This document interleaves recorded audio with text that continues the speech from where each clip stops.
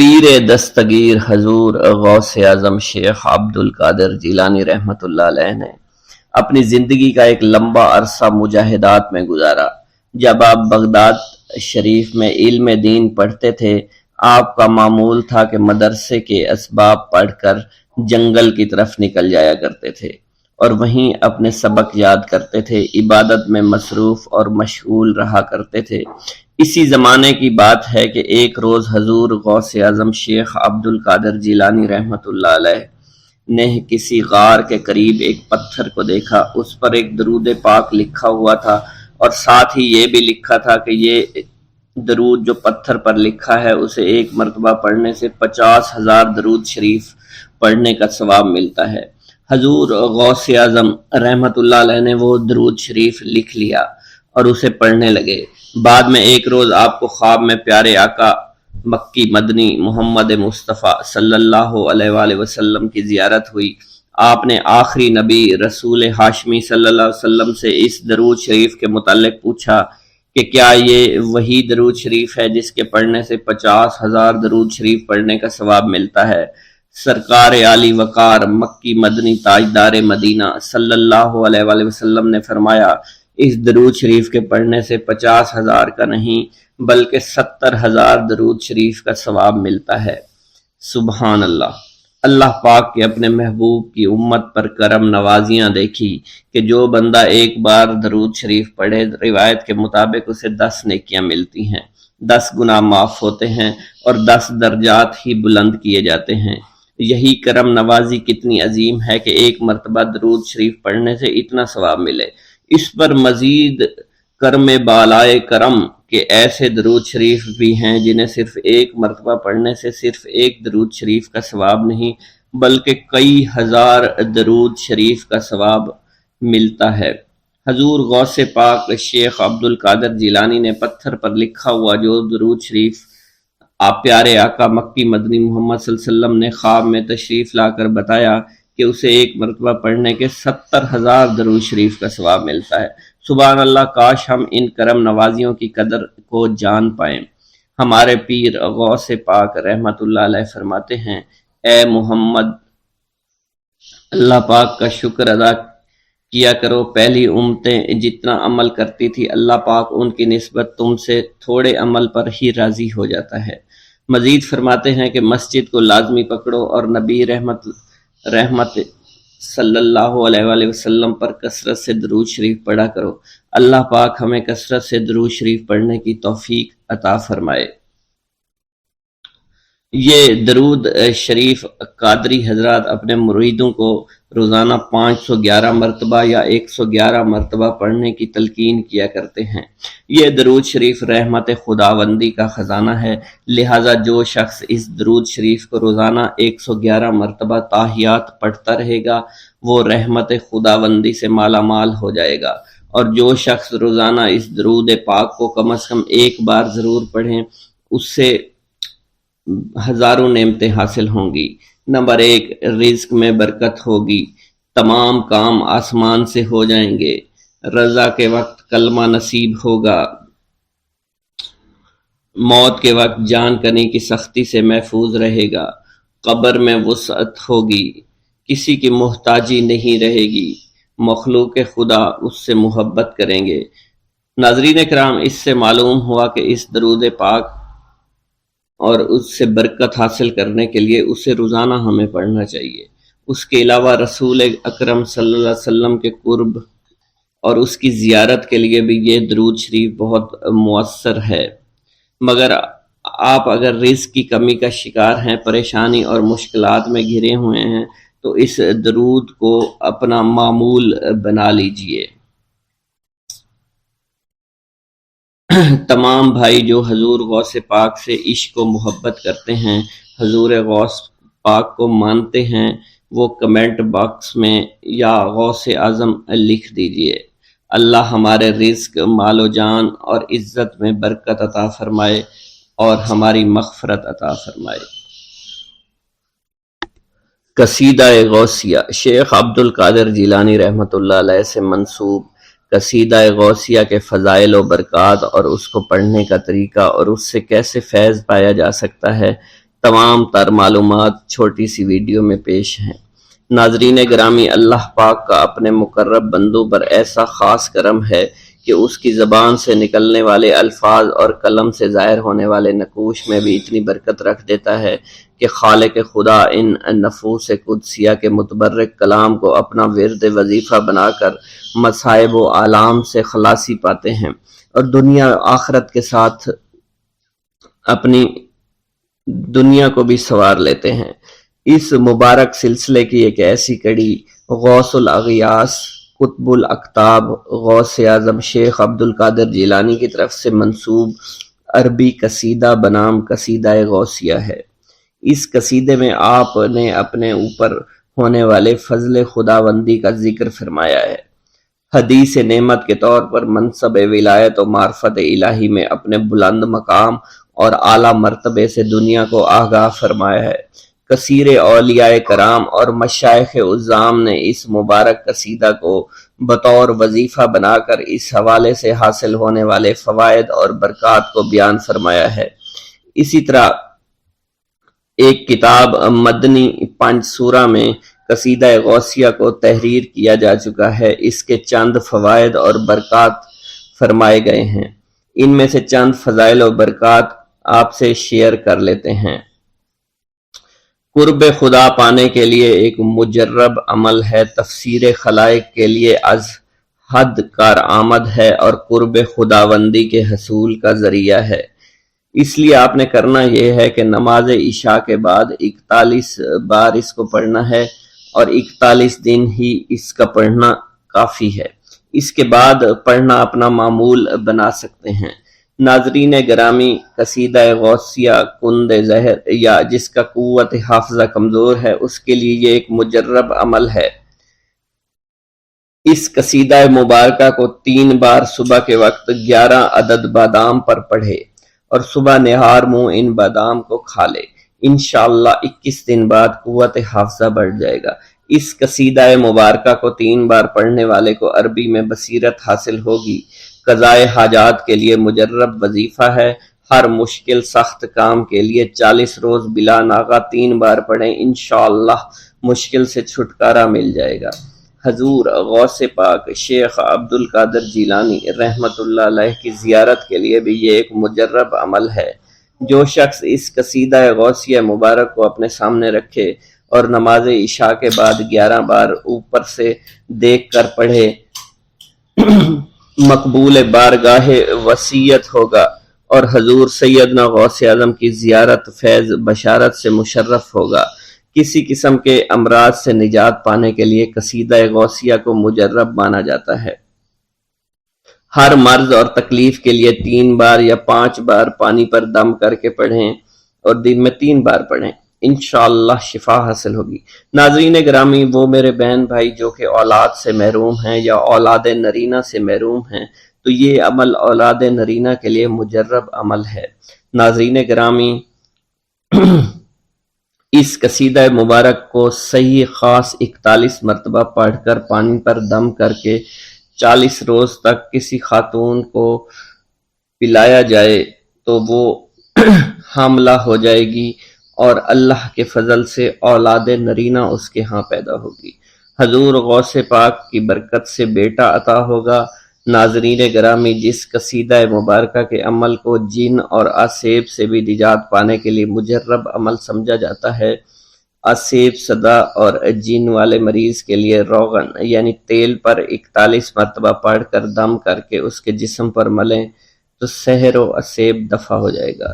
دشمن سے نجات پانے کا عمل، ظالم سے نجات پانے کے لیے ہر روز دشمن کا تصور کر کے 7 بار پڑھے، انشاءاللہ۔ عبد الباقی رحمت اللہ علیہ نے اپنی کتاب تذکرہ الاکرام میں لکھا ہے، قصیدہ غوثیہ عالم وجد کیف میں ایک صدا ہے جس سے دل راحت محسوس کرتے ہیں۔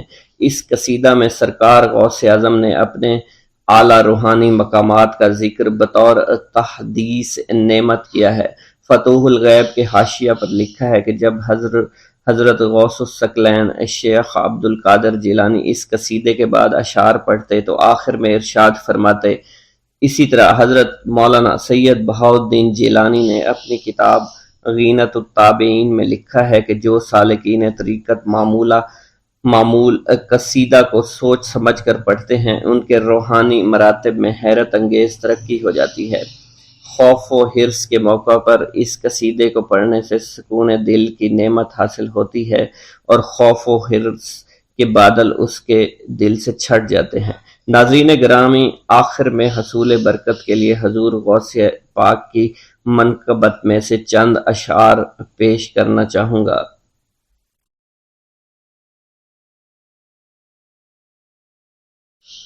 ملے رب سے ایسے تم شان غوث اعظم، سبھی اولیاء کے ہو تم سلطان غوث اعظم۔ میری فکر و احدائی کو ملے معرفت خدا، تیرے در سے بٹ رہا ہے عرفان غوث اعظم۔ نکل آیا حکم پا کے ڈوبا ہوا سفینہ، کلام حق کا مظہر ہے زبان غوث اعظم۔ تیری نسبتوں سے کامل ایمان ہے دو جہاں کا، میرے دل میں بھی ہو نصب وہ نشان غوث اعظم۔ آغوش والدہ میں کیا مطمئن جاں کو تم نے، تم سے ہی طے ہوا ہے رمضان غوث اعظم۔ تیرے ذکر سے بلندی ملی ہے جہاں، سب کو تیرا ذکر یاد حق کا ہے۔ میرے دل میں بھی سما ہے وہ کتاب حق خدا، جو شکم میں تو نے سیکھا ہے وہ ہے قرآن غوث اعظم۔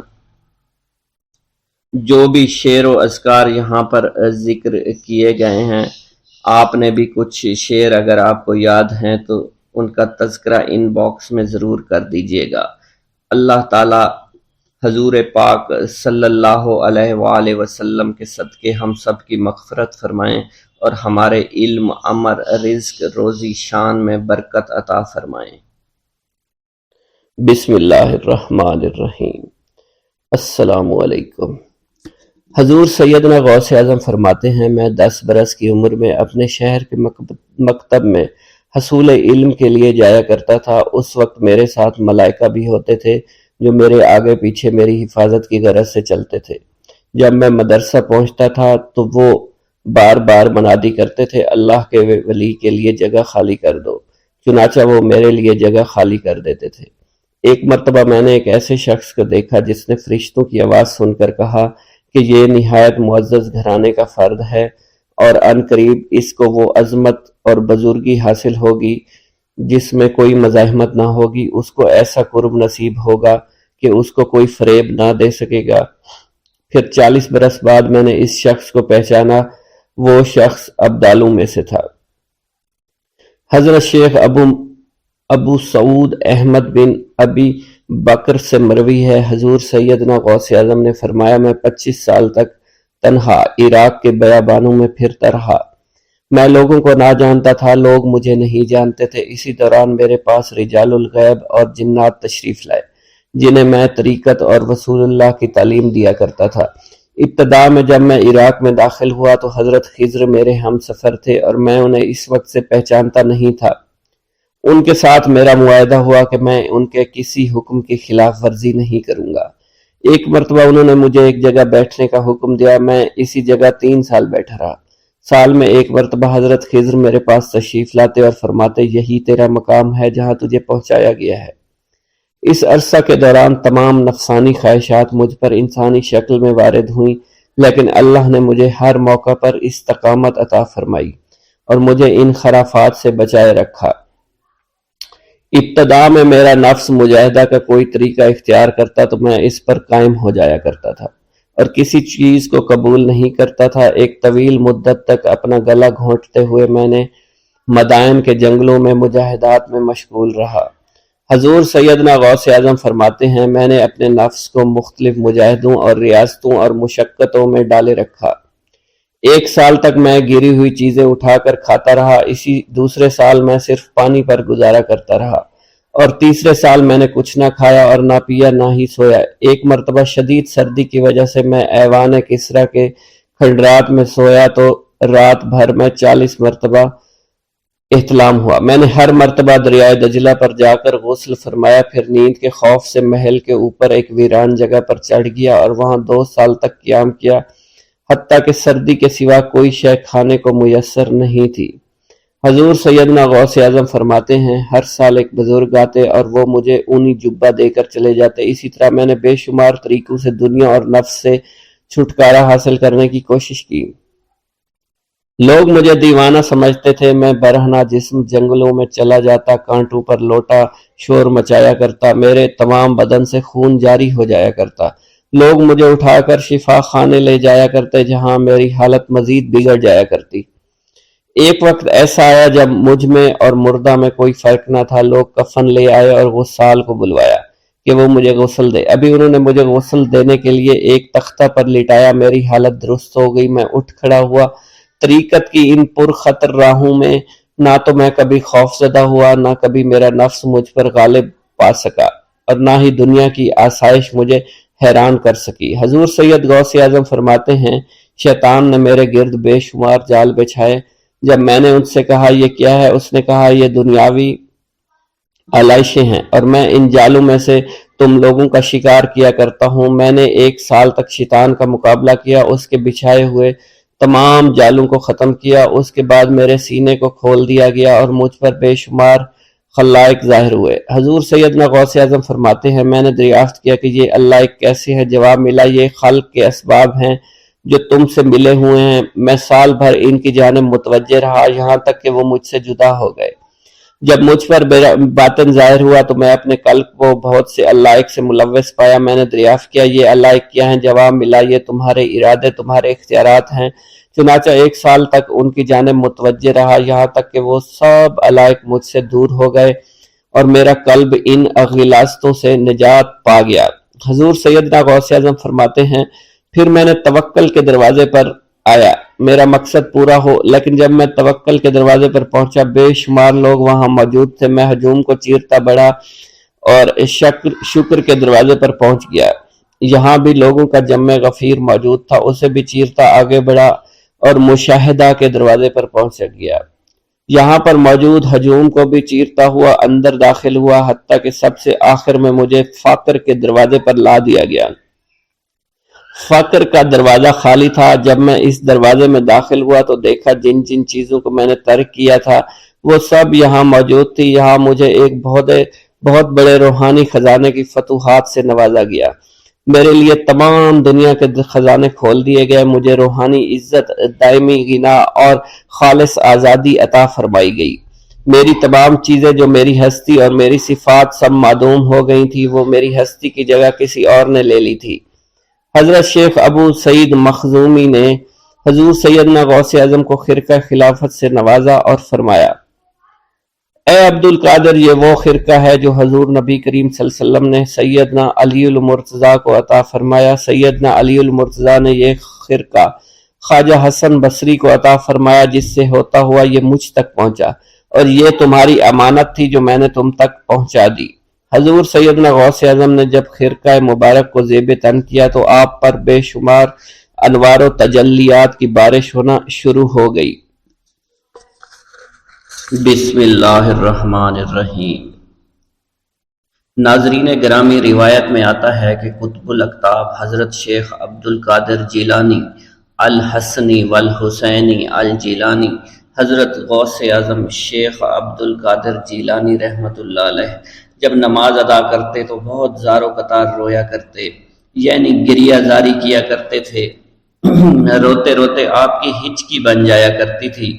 جب آپ رحمت اللہ علیہ مسجد میں اپنے مریدین اور شاگردوں کے ساتھ باجماعت نماز پڑھتے، اللہ پاک کی محبت اور عشق میں اتنے ڈوب کر عبادت کرتے کہ ان کے شاگرد آپ کی رقت آمیزی کو دیکھ کر، یعنی رونے کے انداز کو دیکھتے اور کہتے اگر اصل نماز دیکھنی ہے تو غوث پاک کی نماز کو دیکھا جائے۔ تو ایک بار کا ذکر ہے کہ آپ رحمت اللہ علیہ عراق کی مسجد میں سے باجماعت نماز پڑھ کر باہر نکلے، آپ کے مریدین بھی آپ کے ساتھ تھے۔ آپ نے دیکھا کہ اسی محلے میں کچھ بچے اخروٹ کے ساتھ کھیل رہے ہیں۔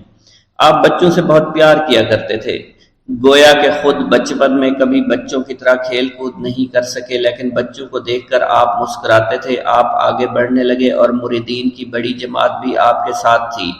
ابھی آپ زیادہ دور نہیں گئے تھے کہ ان بچوں نے ایک دوسرے کے کان میں کچھ بولنا شروع کر دیا اور اشارے میں باتیں کرنے لگے کہ کیا خیال ہے کہ جو بابا جی سب سے نمایاں ہیں، نورانی چمکتے ہوئے چہرے والے ہیں، سب سے آگے چل رہے ہیں، ان کو بولا جائے جو فرمائش ہمیں کرنی ہے ان سے کر دیں، کیا یہ ہمیں ڈانٹیں گے تو نہیں؟ تو کچھ سمجھدار بچے ہم زبان ہوئے اور کہا نہیں نہیں، یہ جو بابا ہے نا بہت اچھے ہیں، ان سے جو کچھ کہو گے انہوں نے وہ ہماری بات پوری کرنی ہے، ہم ان سے ایک میٹھی اور لذیذ چیز آج منگواتے ہیں۔ تو ان میں سے ایک بچہ جو سب سے بڑا تھا پاس آیا اور کہا بابا میری بات سنیں۔ آپ نے بہت پیار اور شفقت سے اس کے سر پر ہاتھ رکھا اور کہا بیٹا کہو۔ اس نے کہا کہ میرا دل کر رہا ہے کہ میں آپ سے کچھ مانگوں۔ آپ نے فرمایا کہ کہو بیٹا کیا چاہتے ہو؟ وہ کہنے لگا کہ مجھے آپ اس فلاں جلیبی والے سے جلیبی لا کر دے سکتے ہیں، میرا کھانے کا بہت دل کر رہا ہے۔ میں چلا جاتا لیکن بابا میری باری آنے والی ہے، جب تک میں جلیبی لے کر وہاں آؤں گا میری باری چلی جائے گی۔ آپ رحمت اللہ علیہ کے وہاں کے مشہور بزرگ بڑے سردار لوگ ہیں، آپ کے خادمین آپ کے نوکر بننے کے لیے جان کی بازی لگانے کو تیار رہتے ہیں۔ ادھر وہ بچے آپ کے رتبے کو بھی دیکھ رہے تھے اور یہ بھی دیکھ رہے تھے کہ آپ کون سی شخصیت ہے، لیکن پھر بھی اتنے سارے لوگوں کو چھوڑ کر آپ سے وہ بچہ کہتا ہے کہ بابا مجھے جلیبی لا کر دے دیں۔ بابا جی نے کہا کہ ٹھیک ہے میں لا کر دے دیتا ہوں۔ آپ کا ایک مرید آپ کے پاس آیا اور کہا حضرت آپ کیوں اس بات پر توجہ دے رہے ہیں؟ آپ اس بچے کی فرمائش پر جلیبی لا رہے ہیں۔ حضرت آپ پر میری جان قربان ہو، میں اس بچے کو جلیبی لا کر دے دیتا ہوں۔ آپ رحمت اللہ علیہ نے اسے اپنے ہاتھ کے اشارے سے منع فرمایا اور کہا اس نے مجھ سے کہا ہے نا تو میں ہی اس کی خواہش کو پورا کروں گا۔ پھر آپ رحمت اللہ علیہ اس جلیبی والے کے پاس تشریف لے گئے اور جلیبی والا کچھ دیر پہلے اداس بیٹھا ہوا تھا۔ آپ رحمت اللہ علیہ اس کی دکان میں تشریف لے گئے تو وہ خوشی خوشی سے جھومنے لگا۔ آپ رحمت اللہ علیہ نے اس جلیبی والے سے جلیبی لی، اس نے خوشی خوشی آپ رحمت اللہ علیہ کے ہاتھوں میں جلیبی تھما دی۔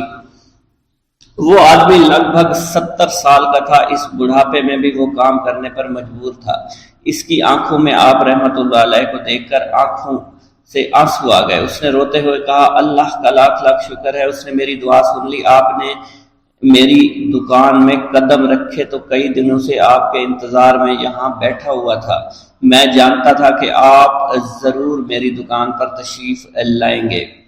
آپ رحمت اللہ علیہ نے فرمایا تمہیں کیسے پتا تھا کہ میں تمہاری دکان پر آؤں گا؟ وہ کہنے لگا کہ حضرت عرصہ ہوا ہے، کئی مہینوں سے میرا کاروبار نہیں چل رہا تھا، میرا کاروبار دن بدن ٹھپ ہوتا جا رہا تھا، فاقوں تک کی نوبت آ گئی تھی۔ مجھے اپنی فکر نہیں تھی لیکن اپنے چھوٹے چھوٹے بچوں کی تھی۔ اس بڑھاپے میں اللہ تعالیٰ نے اولاد تو دی لیکن ان کو پالنے کا کوئی بندوبست نہیں ہو رہا تھا۔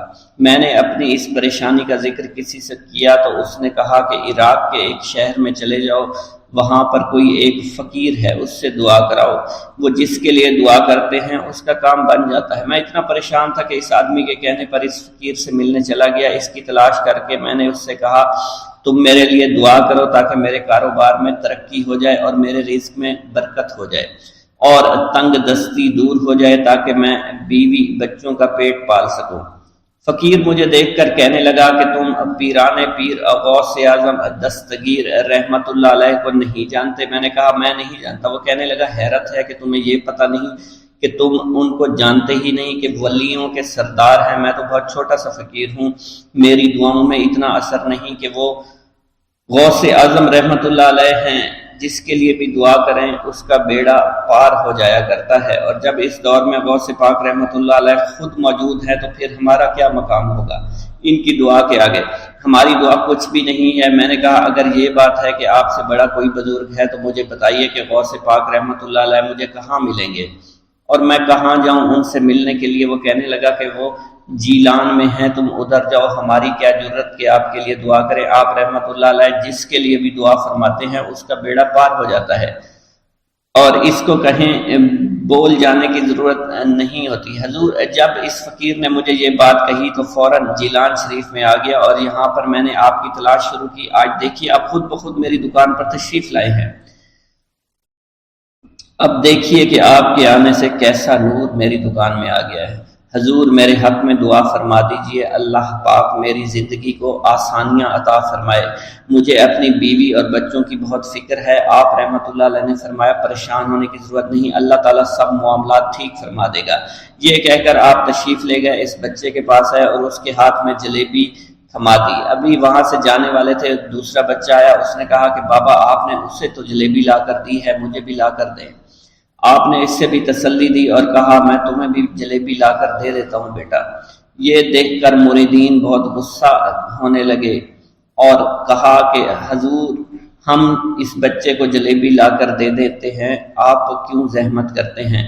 لیکن آپ نے فرمایا نہیں، یہ بچے مجھ سے کہہ رہے ہیں نا، میں ان کا نہیں ٹال سکتا۔ حضور آپ بہت مصروف شخصیت ہے، کیوں ان چھوٹے بچوں کی باتیں سن رہے ہیں؟ آپ نے ہاتھ کے اشارے سے انہیں روکا اور فرمایا اللہ تعالیٰ نے ہمیں جس کام کے لیے چنا ہے بس وہ کام ہی ہم کر رہے ہیں، تم لوگ اللہ پاک کی حکمت کو نہیں سمجھ رہے۔ پھر آپ جتنی بار وہ بچے آپ کو بھیجتے رہے، آپ رحمۃ اللہ علیہ ان کے لیے جلیبیاں لاتے رہے، حتیٰ کہ آخری بچے کو بھی آپ نے جلیبی لا کر دے دی اور وہ مزے سے کھانے لگے۔ جلیبی کھانے کے بعد وہ آپ کو دعائیں کرنے لگے اور کہا آپ بہت اچھے انسان ہیں، جیسا کہ آپ کے بارے میں ہم نے سنا تھا آپ ویسے ہی ہیں، آپ اخلاق کے بہت عمدہ ہیں، آپ کی سخاوت کے بارے میں ہم نے جتنا سن رکھا تھا آپ اتنے ہی سخی ہیں، ہم آپ سے بہت خوش ہوئے۔ آپ رحمت اللہ علیہ مسکرائے، بچوں کی خوشی دیکھ کر آپ کو دلی اطمینان ملا۔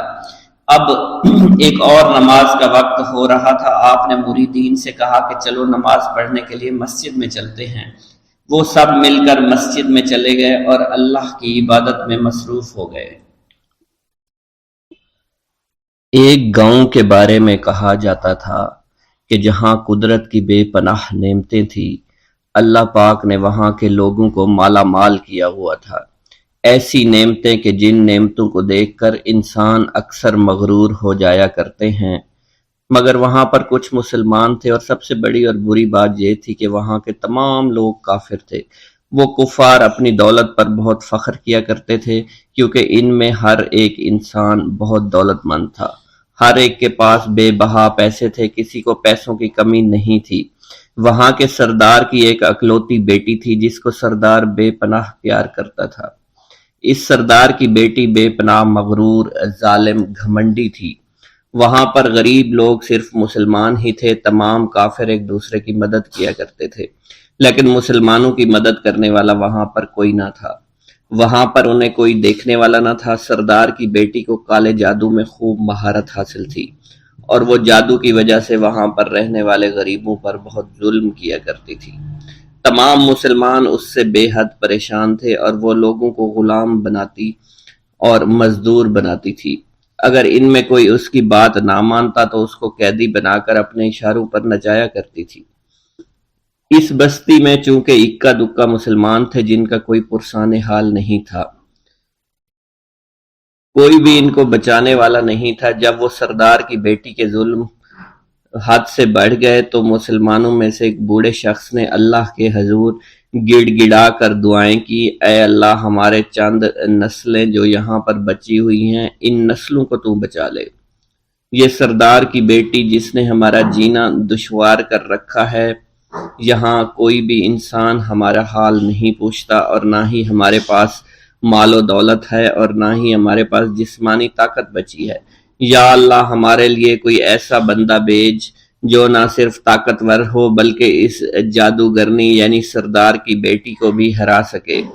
اللہ رب العزت نے اس بوڑھے کی دعا کو قبول فرمایا اور یوں اس جگہ پر ایک اللہ والے کو بھیج دیا، اور وہ اللہ والے ایسے ہی بستی میں داخل نہیں ہوئے بلکہ ایک دن کچھ عجیب واقعہ ہوا۔ ان کافروں کا سردار جنگل میں سیر سپاٹے کرتے ہوئے نکلا تھا، بڑی شان سے چلتا ہوا وہ سفر کر رہا تھا۔ اچانک ایک زہریلا سانپ اس کے سامنے آیا۔ اس زہریلے سانپ نے بادشاہ کو ڈس لیا اور وہ بے ہوش ہو کر زمین پر گر پڑا اور تڑپنے لگا۔ اس کے جو ساتھی تھے انہوں نے جب اپنے سردار کو یوں تڑپتا ہوا دیکھا اور سردار کی غیر حالت دیکھی تو کہ جسے ایک زہریلے سانپ نے کاٹ لیا ہے، تو وہ فوراً اسے اٹھا کر گھر لے آئے تاکہ اسے بچانے کے لیے کچھ کیا جا سکے۔ اس لڑکی نے اپنے باپ کی جب یہ حالت دیکھی تو اپنے آس پاس کے بڑے بڑے حکیموں کو بلایا، لیکن عجیب بات یہ تھی کہ لاکھ کوشش کے باوجود زہر نکالنے میں سارے ناکام ہو رہے تھے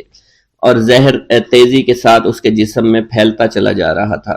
لیکن اسی وقت وہاں ایک درویش کی آمد ہوئی، ایک اللہ والے آئے، ان اللہ پاک نے اس مقصد کے تحت وہاں بھیجا تھا۔ اس اللہ کے ولی نے سردار کے گھر پر پہنچ کر دروازے کو کھٹکھٹایا۔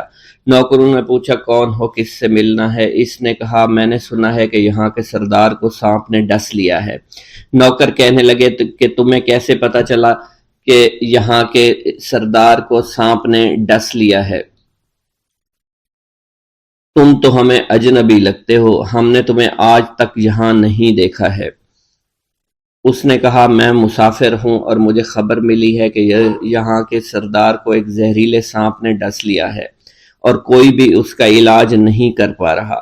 نوکروں نے کہا تم کون ہو؟ اللہ والے نے کہا میں حکیم ہوں اور میں ان کے علاج کی غرض سے یہاں آیا ہوں۔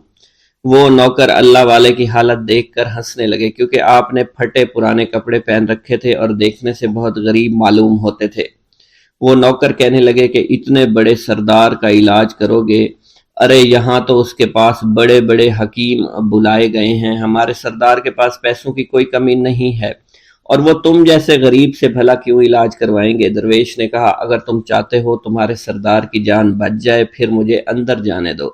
غلام کہنے لگا ٹھیک ہے، ہم اندر جا کر اجازت لے کر آتے ہیں۔ نوکر اندر گئے، سردار کی بیٹی سے کہا ایک غریب آیا ہے، کپڑوں سے فقیر معلوم ہوتا ہے، لیکن کہتا ہے میں سردار کا علاج کر سکتا ہوں اور میں سردار کا علاج کروں گا۔ جو زہر تیزی کے ساتھ جسم میں پھیل رہا ہے میں اس کو باہر نکال پھینک کروں گا۔ اس کی بیٹی کہنے لگی ٹھیک ہے بلا لو۔ جب وہ اللہ والے اس کے گھر کے اندر گئے تو دیکھا سردار تڑپ رہا تھا، ٹانگ کو بار بار بستر پر پٹخ رہا تھا۔ اللہ والے نے اس کے پیر کی طرف دیکھا جہاں سانپ نے اس کو کاٹا تھا، اسی جگہ اللہ والے نے تھوک دیا، فوراً وہاں سے بھاگ گئے۔ اس کے سارے سپاہی اس کی بیٹی دیکھ کر حیران رہ گئے کہ یہ بھلا کون سا دیوانہ ہے، کمرے میں آیا، علاج کی بجائے اسی جگہ پر تھوک دیا جہاں صرف کاٹا تھا، اور بھاگ بھی گیا، اس کو کوئی گرفتار نہیں کر سکا۔ سردار کی بیٹی غصے میں ٹل ملا اٹھی کہ اس نے جو گستاخی کی ہے اس کی کوئی بات نہیں،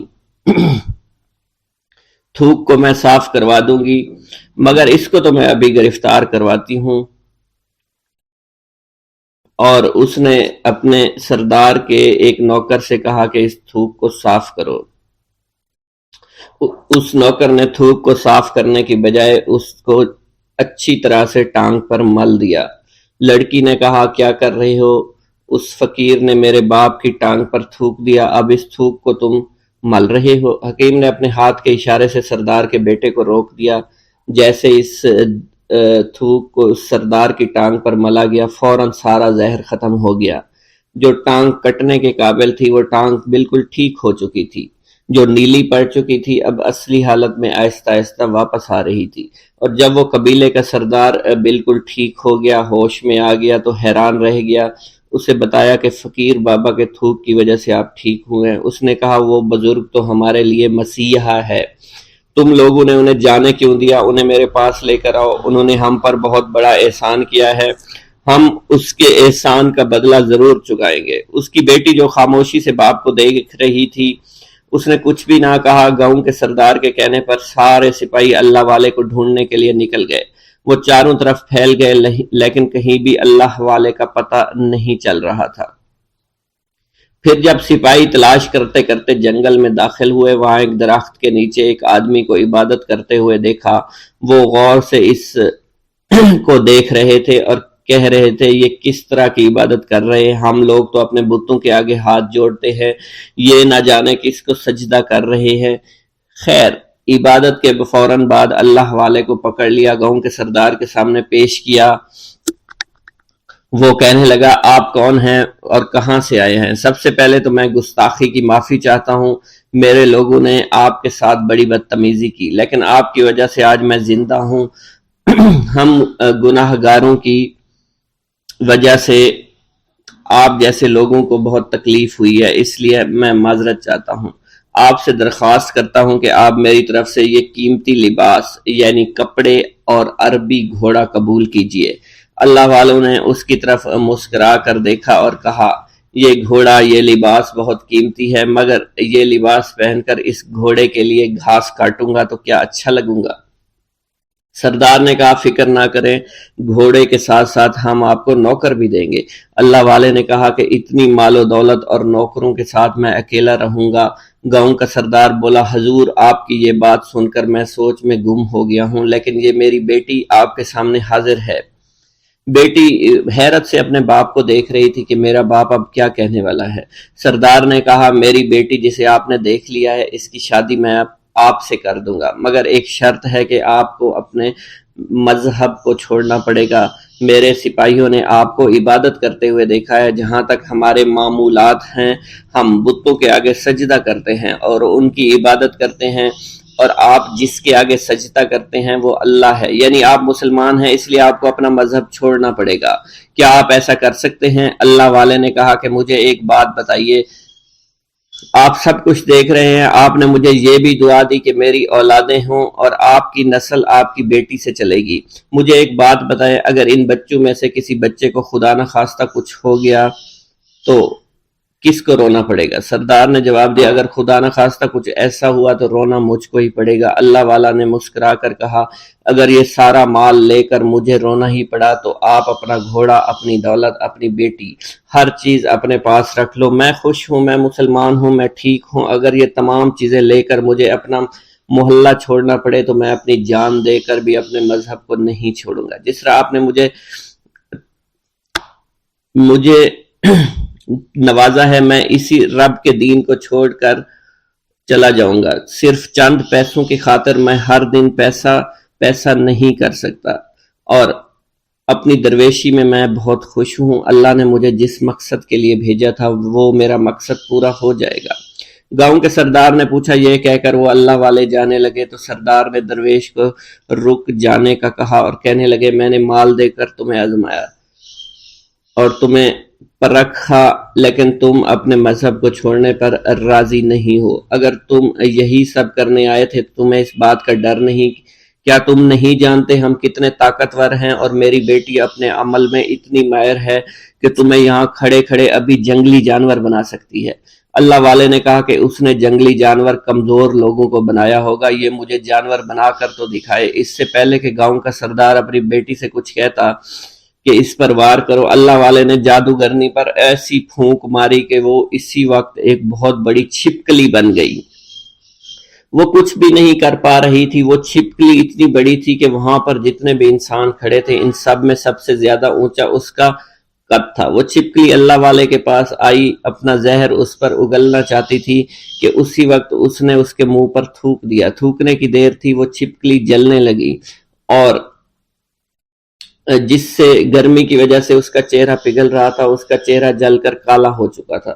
وہ مرنے والی تھی کہ سردار دوڑتا ہوا قدموں میں آ کر گر پڑا اور معافی مانگنے لگا اور کہنے لگا حضور اس گستاخی کے لیے میں معذرت خواہ ہوں، آپ مجھے معاف کر دو، میں نے سچ میں آپ کو بہت کمزور سمجھا تھا، آپ کو آپ کا مذہب سے ہٹانا چاہا تھا۔ اگر میری بیٹی ٹھیک ہو جائے تو میں سچ کہتا ہوں یہاں پر جتنے لوگ ہیں ہم پوری کی پوری بستی مسلمان ہو جائیں گے۔ اللہ والے نے کہا کہ ہم تمہیں اپنے دین میں شامل کرنے کے لیے یہ سب نہیں کر رہے، بلکہ تم لوگ مسلمان بھائیوں پر جو ظلم کرتے ہو وہ ظلم کو ختم کرنے کے لیے ہم یہاں آئے ہیں۔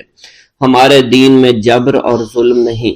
اگر تمہارے بیٹی سے انسان بن کر سدھر جاتی ہے تو اس کو اس کی اصلی حالت میں لانے کے لیے میں خود کو اللہ کی بارگاہ میں پیش کروں گا اور دعا کروں گا۔ سردار کہنے لگا کہ ہاں میری بیٹی اصلی حالت میں اگر آ جائے تو پھر ہم کسی پر ظلم و ستم نہیں کریں گے، اور میں دل سے اپنی بیٹی کے لیے معافی چاہتا ہوں۔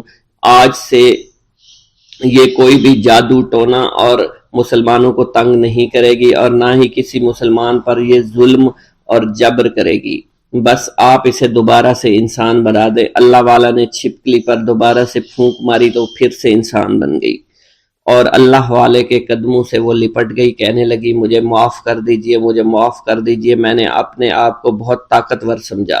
اس لڑکی کا آدھا چہرہ جل چکا تھا اور کالا ہو چکا تھا۔ وہ کہنے لگی کہ آج اپنے باپ کے ساتھ میں آپ کے دست مبارک پر مسلمان ہونا چاہتی ہوں۔ میں وعدہ کرتی ہوں کہ آج سے اس بستی پر کوئی بھی کافر کسی مسلمان کے ساتھ بدتمیزی نہیں کرے گا، زیادتی نہیں کرے گا، ظلم اور جبر نہیں کرے گا، بلکہ ہم سب یہاں مل جل کر رہیں گے اور بھائی چارے کے ساتھ رہیں گے۔ ہم سب مسلمان ہو جائیں گے اور پھر یوں اللہ والے کے ہاتھوں پوری بستی کا سردار اور اس کی بیٹی نے اسلام قبول کر لیا، اور سردار نے اللہ والے سے اپنی بیٹی کا نکاح کر دیا، اور پھر اس بستی میں ہمیشہ کے لیے امن و امان قائم ہو گیا۔ بھوک اللہ کے خزانوں میں سے ایک خزانہ ہے۔ حضرت شیخ ابو محمد فرماتے ہیں، ایک روز میں حضور سیدنا غوث اعظم کی خدمت میں ایسی حالت میں حاضر ہوا کہ فاقہ سے تھا، اور میرے اہل و عیال بھی کئی دنوں سے بھوکے تھے۔ میں نے آپ کی خدمت میں سلام عرض کیا تو آپ نے میری دلی کیفیت کو بھانپتے ہوئے فرمایا، اے جونی، بھوک اللہ تعالیٰ کے خزانوں میں سے ایک خزانہ ہے، اور اللہ عز و جل جس کو دوست رکھتا ہے اس کو فاقہ کی نعمت عطا فرما دیا کرتا ہے۔ حضرت شیخ زین الدین فرماتے ہیں، ایک مرتبہ میں اور ایک میرا دوست حج کی ادائیگی کے بعد بغداد شریف آئے۔ بغداد شریف میں ہم کسی کو جانتے نہیں تھے اور ہمارے پاس صرف ایک قبضہ کمان تھی، جسے فروخت کر کے ہم نے کچھ چاول خریدے اور انہیں پکایا۔ ہم ان چاولوں سے سیر نہ ہو سکے اور نہ ہی ہمیں کوئی لطف محسوس ہوا۔ بعد ازاں ہم حضور سیدنا غوث اعظم کی محفل میں حاضر ہوئے تو آپ کچھ کلام فرما رہے تھے۔ ہمیں دیکھتے ہی آپ نے اپنا کلام قطع کر لیا اور فرمانے لگے، حجاز مقدس سے کچھ مہمان آئے اور ان کے پاس قبضہ کمان کے سوا کچھ نہ تھا، جسے انہوں نے فروخت کر کے چاول خریدے اور انہیں پکا کر کھایا، لیکن نہ ہی وہ سیر ہوئے اور نہ ہی لطف اندوز۔ حضرت شیخ زین الدین ابو الحسن علی بن ابو طاہر ابراہیم انصاری فرماتے ہیں، ہم نے جب حضور سیدنا غوث اعظم کا یہ کلام سنا تو ہم نہایت حیران ہوئے۔ محفل کے اختتام پر آپ نے دسترخوان بچھوایا۔ میں نے آہستگی سے اپنے دوست سے اس کی پسندیدہ چیز کے متعلق پوچھا تو اس نے کہا، حلوہ کھانا چاہتا ہے، اور میرے دل میں اس وقت شہد کی خواہش پیدا ہوئی۔ ابھی یہ سب کچھ ہمارے دلوں میں ہی تھا کہ حضور سیدنا غوث اعظم نے اپنے خادمین کو حکم دیا، جاؤ حلوہ شہد لے آؤ۔ خادمین نے حکم کی، تعمیل کی اور حلوہ اور شہد ہمارے سامنے لا کر رکھ دیا۔ آپ کا اس طرح ہمارے دلوں کی بات پر مطلع ہونے سے ہم حیران رہ گئے۔ حضرت ابو حفص عمر بن صالح بغدادی ایک مرتبہ اپنی اونٹنی کو ہانکتے ہوئے حضور سیدنا غوث اعظم کی خدمت میں حاضر ہوئے۔ عرض کرنے لگے، حضور، میں حج کے لیے بیت اللہ شریف جانا چاہتا ہوں، مگر میری یہ اونٹنی میرا ساتھ دینے کے قابل نہیں ہے، اور فی الحال میرے پاس کوئی دوسری سواری بھی نہیں ہے۔ آپ نے اس اونٹنی کی پشت پر ہاتھ پھیرا۔ اس کے بعد حضرت ابو حفص عمر بن صالح بغدادی نے اس اونٹنی کو ایڑی لگائی تو وہ اونٹنی بیت اللہ شریف تک بھاگتی ہی چلی گئی اور کوئی دوسری سواری اس کے قریب نہیں پہنچ سکی۔ حضرت ابو حامد فرماتے ہیں، میں ایک مرتبہ بغداد شریف میں حضور سیدنا غوث اعظم کی خدمت میں حاضر ہوا اور اپنا مصلی آپ کے نزدیک بچھا کر بیٹھ گیا۔ آپ نے مجھ سے فرمایا، اے حامد، تم عنقریب بادشاہوں کے دسترخوان پر بیٹھو گے۔ چنانچہ جب میں حران واپس پہنچا تو سلطان نور الدین زنگی نے مجھے اپنے پاس رہنے پر مجبور کر دیا اور مجھے اپنا مصاحب خاص مقرر کر دیا اور ناظم اوقاف مقرر فرمایا۔ حضرت شیخ ابو المظفر اسماعیل سے منقول ہے کہ ایک مرتبہ حضرت شیخ الہیتی بیمار ہو گئے۔ حضور سیدنا غوث اعظم ان کی عیادت کے لیے تشریف لائے۔ آپ نے ان کے نزدیک کھجور کے 2 درخت دیکھے جو 4 سال سے خشک تھے اور ان پر پھل نہیں آتا تھا۔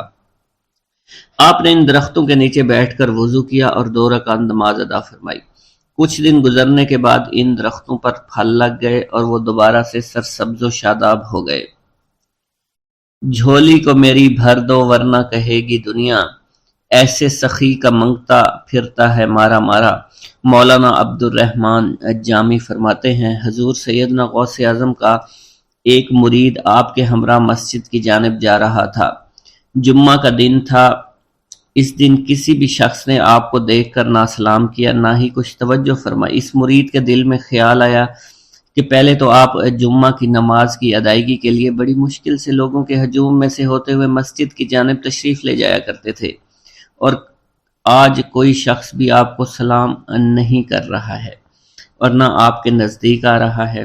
مولانا عبد الرحمن جامی فرماتے ہیں، ابھی یہ خیال اس مرید کے دل میں ہی تھا کہ حضور سیدنا غوث اعظم نے مسکرا کر اس مرید کو دیکھا، پھر لوگوں کا ایک جمع غفیر اکٹھا ہو گیا اور ہر کوئی آپ سے سلام کرنے کا خواہش مند تھا، یہاں تک کہ اس مرید اور آپ کے درمیان ہجوم حائل ہو گیا۔ اس مرید کے دل میں یہ خیال آیا کہ یہ پہلا حال اچھا تھا جب میں اور آپ تنہا تھے۔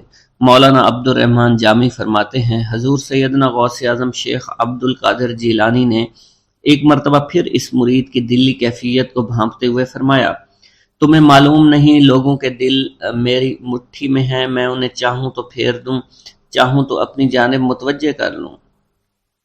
ایک مرتبہ ایک عورت حضور سیدنا غوث اعظم کی خدمت میں بیٹے کو لے کر حاضر ہوئی، عرض کیا، میرے اس بیٹے کو آپ سے دلی لگاؤ ہے، آپ اسے اپنی غلامی میں قبول فرما لیں، میں اللہ عز و جل اور آپ کی خاطر اپنے بیٹے پر اپنے حق کو معاف کرتی ہوں۔ آپ نے اس لڑکے کو قبول فرما لیا۔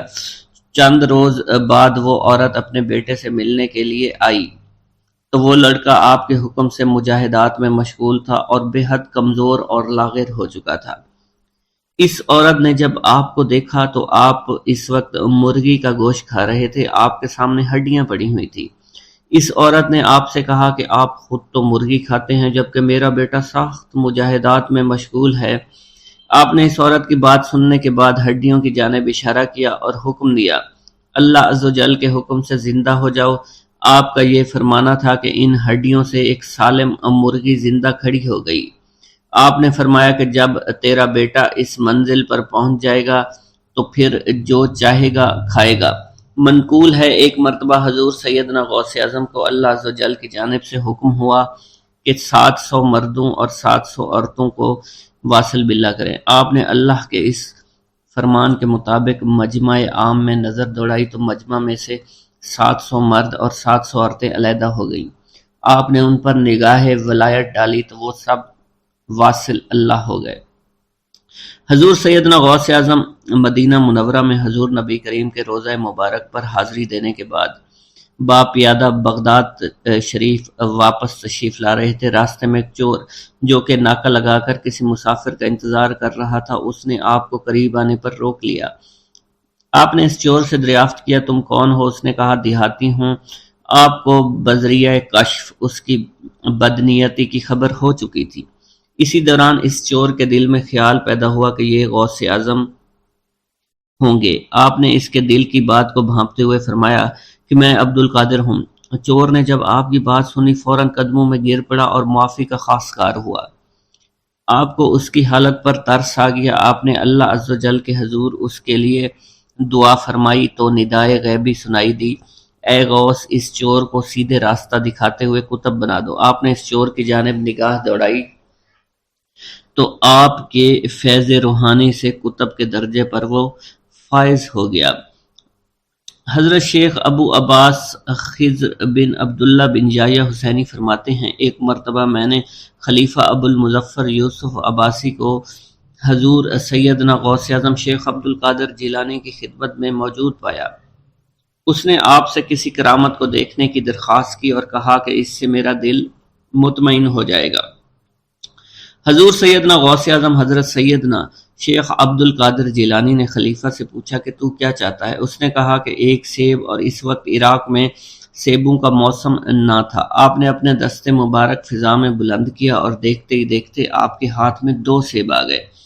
آپ نے ایک سیب ابو المظفر کو دیا اور دوسرا خود رکھ لیا۔ ابو المظفر نے جب اپنا سیب چیرا تو اس میں سے کیڑا نکل آیا۔ اس نے جب اپنا سیب چیرا تو یہ اندر سے سفید تھا، اس میں سے کستوری کی خوشبو آ رہی تھی۔